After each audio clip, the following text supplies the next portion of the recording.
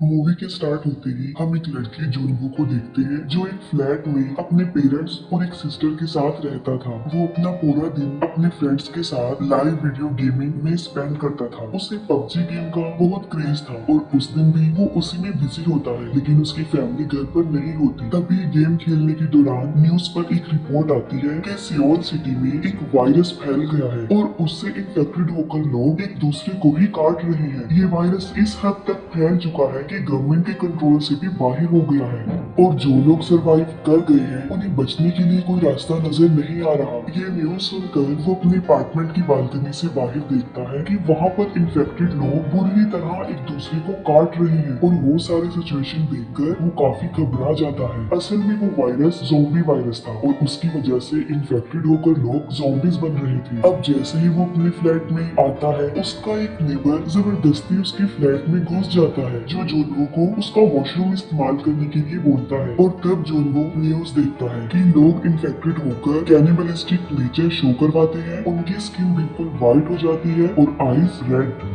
और बस इसके साथ ही उसका लेवल एक ज़ॉम्बी में कन्वर्ट हो जाता है। लेकिन फिर भी जुनवो उसे अपने फ्लैट से बाहर निकालने में कामयाब हो जाता है और फौरन वो दरवाजे को बंद कर देता है। जुनवो को उसकी फैमिली का मैसेज भी आता है कि क्या वो ठीक है, और एक मैसेज आता है स्टे अलाइव। वो एक स्टिकी नोट पर अलाइव लिखता है और उसे अपने पेरेंट्स की पिक्चर पर चिपका देता है और ये वो एज अ मोटिवेशन करता है। जुनवो खुद को फ्लैट के अंदर ही बंद कर देता है और मेन डोर पर fridge as a barricade use करता है ताकि वो ज़ॉम्बी अंदर एंटर ना हो सके। हेल्प के लिए वो एक सेव नोट यानी स्टे अलाइव सोशल मीडिया पर अपलोड करता है ताकि कोई उसकी पोस्ट को पढ़ के उसकी हेल्प तो करे, लेकिन कोई भी उसकी मदद के लिए नहीं आता क्योंकि जहाँ पर वो रहता था वो सारा एरिया ही ज़ॉम्बीज की लपेट में आ गया था। ये सब कुछ उसने एक ड्रोन के जरिए पता लगवाया था जब उसके पास सिग्नल अवेलेबल थी। उसके मोबाइल फोन की बैटरी भी डेड हो चुकी थी। नेबरहुड में ये वायरस तेजी से फैल चुका था और सब लोग ज़ॉम्बीज बन गए थे। इन ज़ॉम्बीज की एक खास बात ये थी कि ज़ॉम्बी बनने के बावजूद भी अपने डेली रूटीन की सारी हैबिट्स याद रखती थी, जैसे कि सुनना,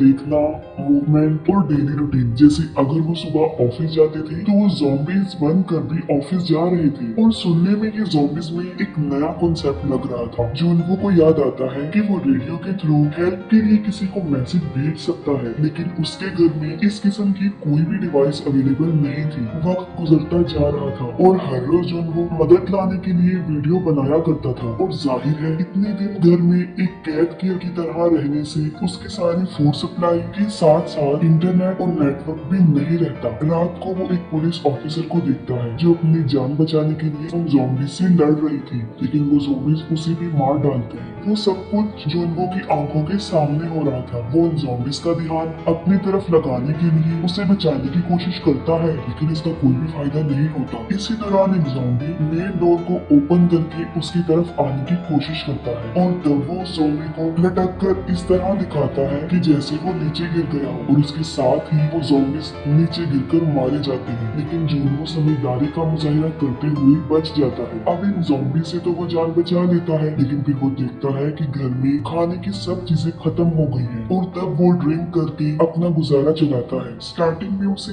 अच्छा फील होता है, फिर उसे इल्यूसिनेशंस होते हैं कि उसकी फैमिली घर आ गई है, सब कुछ नॉर्मल हो गया है, लेकिन असल में ऐसा कुछ भी नहीं हुआ था। सडन उसके मोबाइल फोन का नेटवर्क रिस्टोर होता है और उसकी फैमिली की तरफ से एक वॉइस मैसेज आया होता है। वो वॉइस मैसेज एक नॉर्मल इंसान में लास्ट था क्योंकि अब वो भी ज़ॉम्बीज बन चुके थे। वो काफी गुस्से में आ जाता है और घर को तोड़ने लगता है। गुस्से में आकर वो घर का सारा सामान तोड़कर फ्लैट से बाहर आ जाता है, लेकिन इन खतरनाक ज़ॉम्बी से लड़कर उनका भयानक रूप देखकर वो वापस अपने फ्लैट में आ जाता है और बस उसके जहन में एक ही बात घूम रही थी और वो थी स्टे अलाइव। इन ज़ॉम्बीज को देखकर वो ये डिसाइड कर लेता है कि वो ज़ॉम्बी तो बिल्कुल नहीं बनेगा।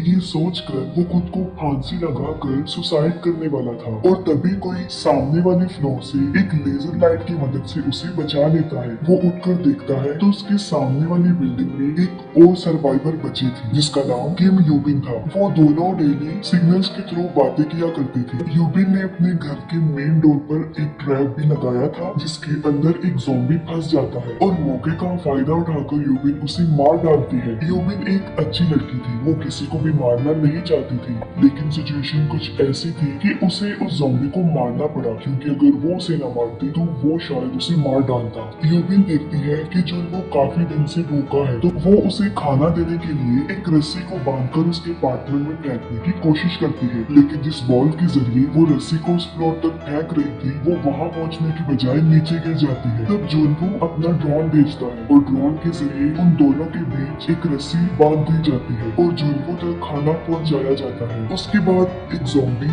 उस बॉल को देख लेता है जो अपनी रियल लाइफ में एक फायर फाइटर था और उसे रस्सी पकड़कर आसानी से ऊपर चढ़ना भी आता था, क्योंकि ये ज़ॉम्बीज़ की नेचर में शामिल था कि वो अपनी किसी भी हैबिट को नहीं भूलते। वो उस बॉल को पकड़कर खींचता है जो रस्सी के सहारे योबिन के रूम के एक टेबल से बांधी गई थी। वो टेबल अपनी जगह से मूव करता है और जोर से आकर योबिन को लग जाता है, जिसकी वजह से वो बेहोश हो जाती है और वो ज़ॉम्बीज़ रस्सी को पकड़कर ऊपर चढ़ने लगते हैं। जुनवो अपना ड्रोन उस ज़ॉम्बी की तरफ भेजकर उसकी अटेंशन को डाइवर्ट करता है और उसके फेस पर एक कट भी लगा देता है, लेकिन अब जुनवो के मेन डोर पर भी ज़ॉम्बीज़ दरवाजा तोड़ने की कोशिश कर रहे होते हैं, जिससे उसका ध्यान ड्रोन के कंट्रोल से हट जाता है और वो ज़ॉम्बी उस ड्रोन को पकड़ लेता है। लेकिन इसी दौरान योबिन होश में आ जाती है। वो उस ज़ॉम्बी का हाथ काट देती है और वो सीधा जाकर नीचे गिरकर मर जाता है। जुनवो डिसाइड करता है कि वो आसपास के फ्लैट में जाकर वहाँ पर खाना ढूंढेगा। वो एक ज़ॉम्बी के पास से चाबी लेता है और फ्लैट के अंदर चला जाता है और जिस ज़ॉम्बी से उसने की ली थी, जुनवो को लगता है कि शायद वो ही फ्लैट का ऑनर है। उसको वहाँ पर खाने पीने के साथ साथ वॉकी टॉकी, एयरफोन्स और इसके साथ साथ माउंटेन हैकिंग का सामान भी उसे मिल जाता है, जिससे वो सोचता है कि यहाँ पर रहने वाला आदमी काफी एडवेंचर था। फिर वो बेडरूम में जाता है और वहाँ पर एक लेडी को देखता है जो कि मर चुकी होती है, लेकिन उस फ्लैट का मालिक ज़ॉम्बी आकर जुनवो पर अटैक कर देता है, लेकिन वो किसी तरह अपनी जान बचाकर वहाँ से निकल जाता है। वो एयरफोन्स की मदद से रेडियो के थ्रू मैसेज भेजना चाहता था, लेकिन अनफॉर्चुनेटली रेडियो भी डाउन था। अब जुनवो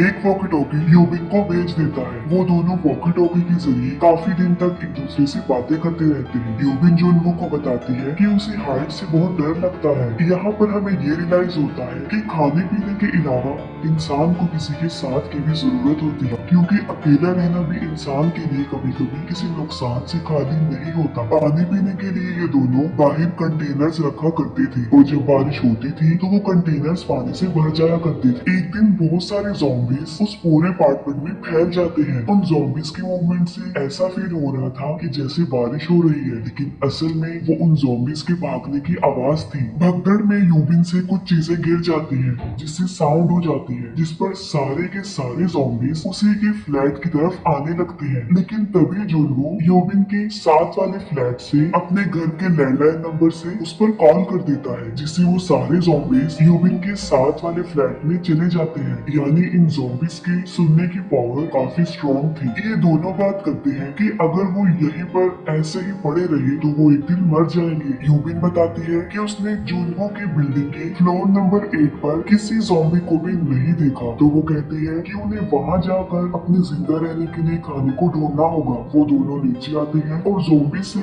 उनकी एक बड़े खतरनाक किस्म की लड़ाई छिड़ जाती है। वो किसी तरह बड़ी मुश्किल से अपनी जान बचाकर लिफ्ट में आते हैं और 8 फ्लोर पर जाते हैं, लेकिन ज़ॉम्बीज़ जो कि उनका पीछा नहीं छोड़ते वो भी वहाँ पर आ जाते हैं और तभी अननोन पर्सन वहाँ पर आता है जो उन्हें उन ज़ॉम्बीज़ से बचा लेता है। वो आदमी उन दोनों को खाना और पानी ऑफर करता है। यूबिन स्टार्ट से ही उस आदमी पर डाउटफुल थी और इसीलिए वो खाना नहीं खाती, लेकिन बाद में उसे मजबूरन खाना खाना पड़ता है। वो आदमी वाकई ही एक ठीक इंसान नहीं होता, वो उन्हें धोखा दे रहा था। उसने उन दोनों के खाने में बेहोशी की मेडिसिन मिलाई हुई थी। उन लोगों के बेहोश होने के बाद वो उन्हें बांध देता है। असल में ये आदमी अपनी ज़ॉम्बी बीवी के लिए यूबिन को एज अ फूड लेकर जा रहा था। वो यूबिन को अपनी ज़ॉम्बी वाइफ के रूम में फेंक देता है, लेकिन तभी जुनवो को होश आता है और वो उस आदमी को गन पॉइंट कर देता है, लेकिन वो फिर भी उसकी नहीं सुनता। यहाँ पर यूबिन समझदारी का मुजाहिरा करती है। वो एक कपड़े से उस आदमी की वाइफ का फेस डिस्कवर करके उसे आदमी के ऊपर छोड़ देती है और वो औरत अपने हस्बैंड को ही काट लेती है। अब यूबिन ना चाहते हुए भी उन्हें मार देती है और गोलियों की आवाज सुनकर सारे ज़ॉम्बीज उस फ्लैट की तरफ बढ़ते हैं और तभी यूबिन जुन्हो को कहती है कि वो उसे शूट कर दे और तभी उन्हें हेलीकॉप्टर की आवाज आती है। वो दोनों ज़ॉम्बीज का काफी मुकाबला करते हुए बिल्डिंग की छत पर आ जाते हैं, लेकिन अफसोस वहाँ पर उन्हें कोई भी हेलीकॉप्टर नजर नहीं आता। वो चंद बची कुची गोलियों से उन ज़ॉम्बीज को शूट करते हैं और साथ साथ अपने लिए प्रे करते हैं कि वो बच जाएं। और तभी अचानक से वहाँ पर हेलीकॉप्टर सच में आ जाते हैं। उन ज़ॉम्बीज को शूट करते हुए दोनों को सही सलामत हेलीकॉप्टर में बिठा लिया जाता है। वहाँ से निकलते ही सिग्नल भी आ जाते हैं और उनके फ्रेंड्स के आए हुए मैसेजेस देखकर वो खुश हो जाते हैं। दोनों सर्वाइवर अपनी पिक्चर्स को नेट पर अपलोड करके अपनी लोकेशन बताते हैं। फाइनली जुन्हो का स्टे अलाइव अब अलाइव बन जाता है और बस इसके साथ ही ये मूवी एंड हो जाती है।